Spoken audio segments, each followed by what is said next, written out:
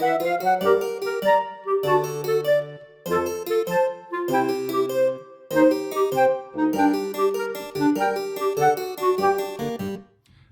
I'm Jason Radmaker, and this is Think on These Things. 254 years ago this month, a card game helped to write a new chapter in America's religious history. In October of 1766, a young Irish Methodist immigrant to America named Barbara Heck interrupted a game of cards being played among some of her old Irish Methodist friends at a home in New York City. For Barbara, that card game represented everything that had gone wrong in that group's pursuit of what would later be called the American dream.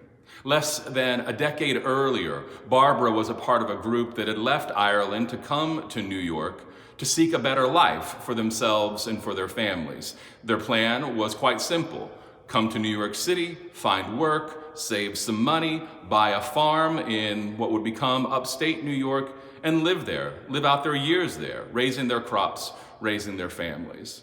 I love that story because it's 2.5 centuries old, and it's still true, isn't it, that those who move to New York City with a plan for saving money often find themselves quite challenged in that pursuit. But saving money wasn't the only thing that Barbara and her friends found challenging. They were able to save a little bit of money, and on numerous occasions were swindled out of it, as persons were willing to embroil them in shady business deals, basically making promises that they never intended to keep, causing Barbara and her friends to go back to square one in their pursuit. And as the friction and the disappointment of that settled in among the group, friendships began to waver, faith began to be challenged. Add to that the incredible heartbreak of the death and the loss that group experienced on numerous occasions, all of that playing against the backdrop of the increasing likelihood of a war between New York's colonists and the British government, and you had a recipe for an incredibly tense and heartbreaking situation. All of those thoughts were on Barbara's mind in early October of 1766 when she interrupted that card game. She famously gathered up the cards from the table, threw them into the fireplace, shouted, "Where are your idols now?" and stormed out of the room. And I love that quote. That's a great quote in religious history. She stormed that night down the street to her cousin Philip Embry's house. Philip had been a Methodist preacher back in Ireland, and Barbara pleaded with him to gather a group around, to become a spiritual leader to them again, to preach the good news of God's grace, to center them in the love of God and the opportunity and the calling to love one another, to receive blessing and to share blessing with others. Philip seems to have been quite reluctant to do that. But Barbara said, don't worry, I'll get the people and I'll bring them to your house. And that's what happened on October 12, 1766, the first meeting of what would become the oldest Methodist congregation in this country, John Street United Methodist Church in New York City. Well, I love that story, and I've been telling it for years and years and years to confirmation classes and to congregations alike.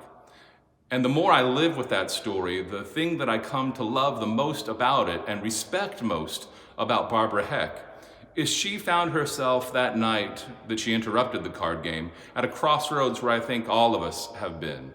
She was confronted with friends and loved ones who were seemingly losing their way. She saw that a brokenness had come into her community. But rather than just bemoan how screwed up everyone else was, rather than just wallow in that self-righteousness that allows us to point out everyone else's fault, Barbara recognized that there were things going on in her life too, that in essence, she had perhaps become part of the problem too, and she needed to make changes. That's what she went to Philip for, to say, we have got to pursue a better way forward, and I want to be a part of that.